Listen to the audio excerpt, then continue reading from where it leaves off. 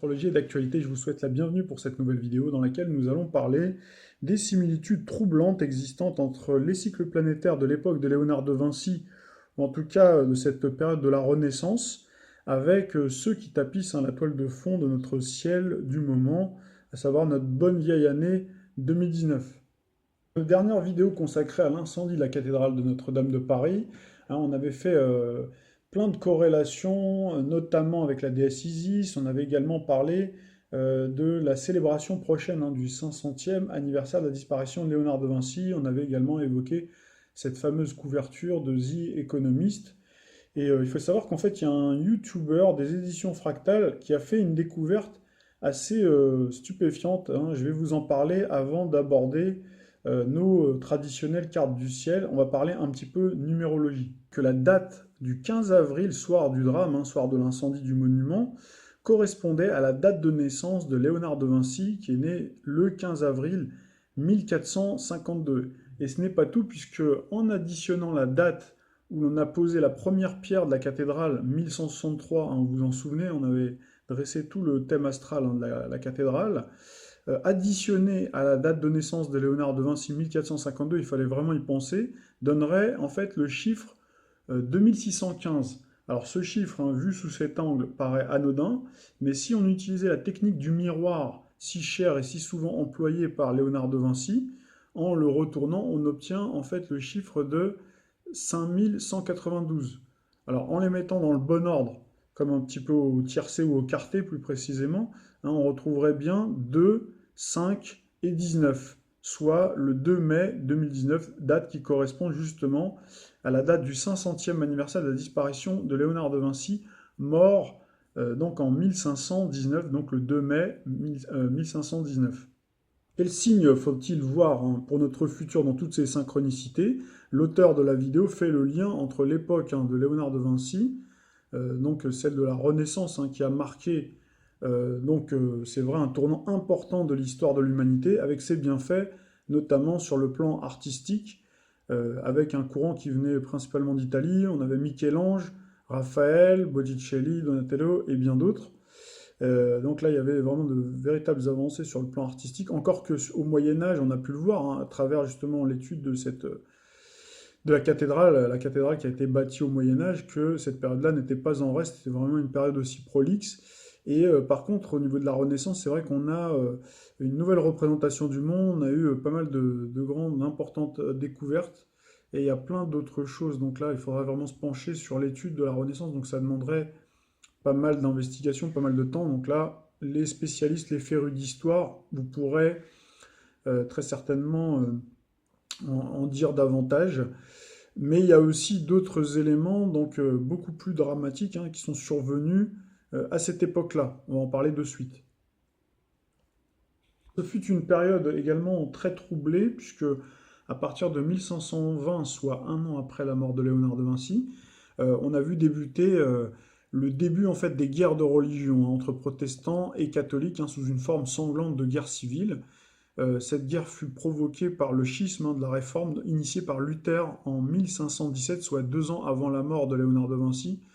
Donc c'était en Allemagne. Mais c'est surtout en fait 20 ans après, c'est-à-dire à partir de 1540, entre 1540 et 1550, que le clivage va vraiment s'enraciner, c'est-à-dire qu'on a eu toute cette période de 20 ans où ça a fomenté, et c'est vraiment à la fin du règne d'Henri II que le conflit en fait se politisera vraiment. Et en fait, la guerre de religion commencera véritablement à partir de 1562 et se prolongera jusqu'en 1598. Donc ça a été extrêmement sanglant. Ça a été entrecoupé d'une période de paix, dit de l'édit de Nantes, mais on a eu le point d'orgue que vous connaissez sans doute et dont on va parler de suite très brièvement. Le point d'orgue de toutes ces guerres de religion fut la nuit, terrible nuit de la Saint-Barthélemy, du 24 août 1572. Donc il y a eu un massacre des protestants par les catholiques principalement. Un mot très rapide du mythique Léonard de Vinci, puisqu'on s'apprête à fêter le 500e anniversaire de sa mort, et que c'est vrai que pour cette petite vidéo, on l'a pris comme point de référence, avec toutes les synchronicités dont on a parlé précédemment. Donc il est né le 14 avril, donc 1452, vous l'avez entendu tout à l'heure, à 21h40, donc on a l'heure grâce au fabuleux site Astrothème, calendrier julien. Donc c'est un soleil en taureau, contrairement à ce qu'on pourrait penser, puisque c'est le calendrier julien, donc un soleil en taureau plutôt que bélier, avec un ascendant en sagittaire et une lune en poisson. Faire une étude complète, mais vraiment quelques petits un mot rapide.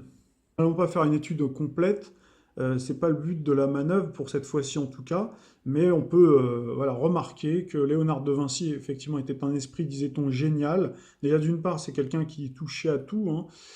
Il était artiste déjà, donc le taureau c'est le signe des artistes, avec Soleil en maison 5 en plus, et Vénus également en taureau, hein, la planète des arts, hein.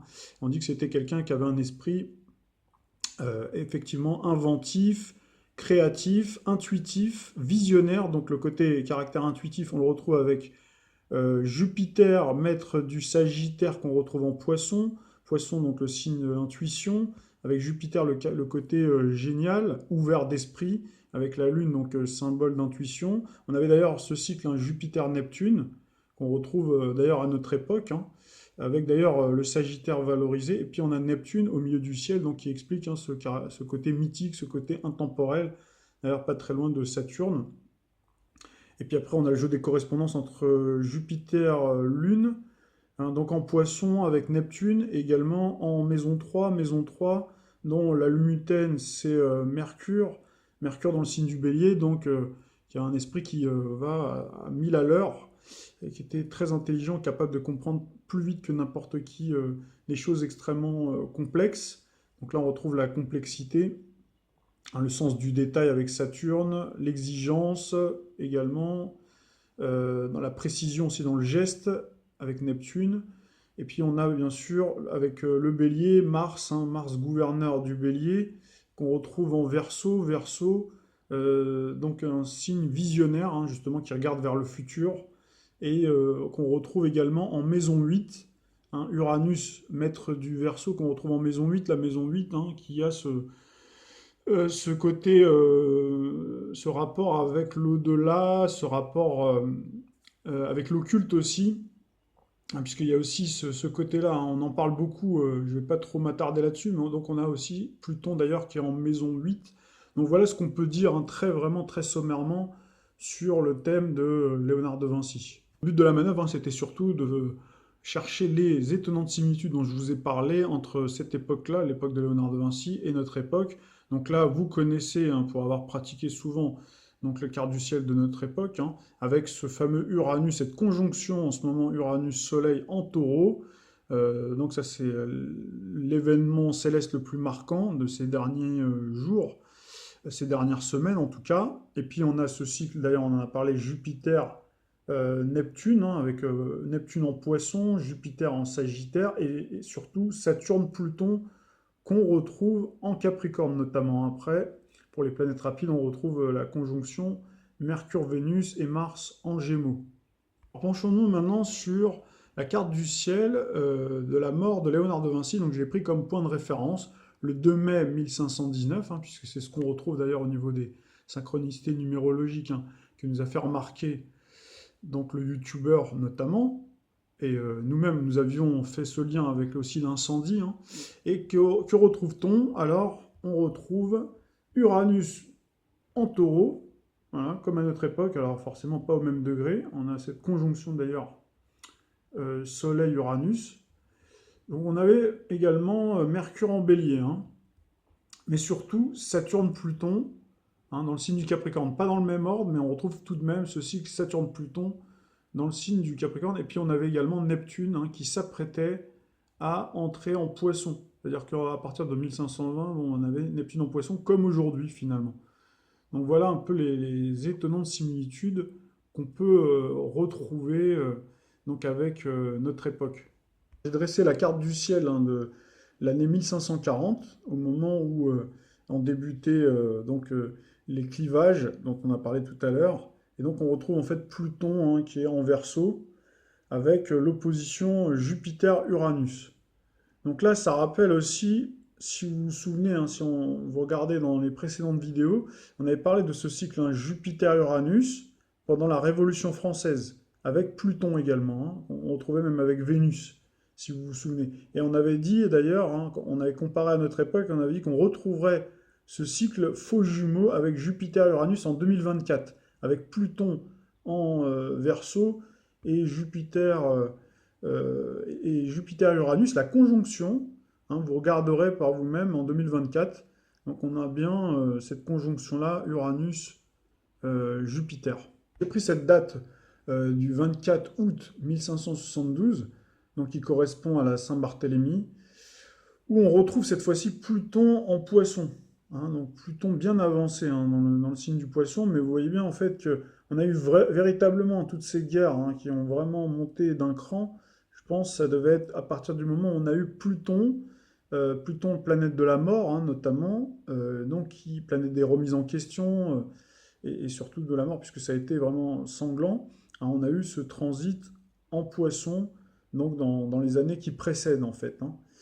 Et donc, bon, à cette époque-là, donc on avait alors Mars en Scorpion, donc Mars, hein, planète de la guerre, à côté de Saturne, hein, terrible Saturne, la grande faucheuse. Donc voilà hein, ce qu'on peut dire très, très sommairement, avec également quand même hein, le cycle hein, Pluton-Neptune hein, quand même, hein, il faut le souligner, très important, donc qui explique, on a bien Neptune maître du Poisson, dans le signe du Gémeaux, le signe de la dualité, on retrouve bien la dualité entre les protestants et les catholiques. On avait parlé de schisme, hein, justement.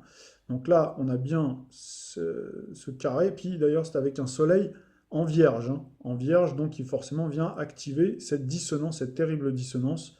Pluton, carré à Neptune, donc qui symbolise aussi... hein, le collectif qui symbolise bien la spiritualité et donc le poisson qui symbolise également hein, la spiritualité. Alors j'ai établi une carte du ciel à la date symbolique du 24 août, cette fois-ci 2044, pour retrouver Pluton en poisson. Et donc avec, on voit une opposition déjà à Uranus dans le signe du Taureau, donc quelques années plus tard, hein, il rentrera vraiment en Vierge, et on trouvera vraiment une opposition parfaite.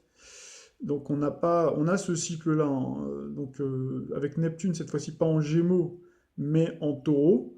Mais on peut supposer qu'à un moment donné, Neptune va reformer, hein, quand on aura Pluton qui sera vraiment bien avancé en Poisson, puisque Pluton a un cycle beaucoup plus lent que Neptune. Hein, dans les années qui arrivent, ensuite, on aura bien à nouveau les retrouvailles avec ce cycle mortifère hein, qui a malheureusement donc créer ces guerres de religion. Hein. Donc là, on pourrait retrouver ça, mais vous voyez, c'est pas tout de suite. C'est dans les années 2044, vraisemblablement. Hein. Donc bien entendu, il faut regarder après tout le reste, hein, de la toile de fond céleste, mais voilà, déjà, on retrouve quand même ces similitudes. Donc ça, on en avait déjà parlé dans les prévisions et prédictions 2019, hein, si vous vous en souvenez, pour ceux qui m'ont suivi voilà, sur ces chroniques-là. Arrêtez ici, ça réjouira les amateurs des vidéos très courtes. Donc on se quitte hein, sur ce magnifique plafond de la chapelle Sixtine, donc peinte par Michel-Ange. Je vous dis à très bientôt pour une prochaine vidéo.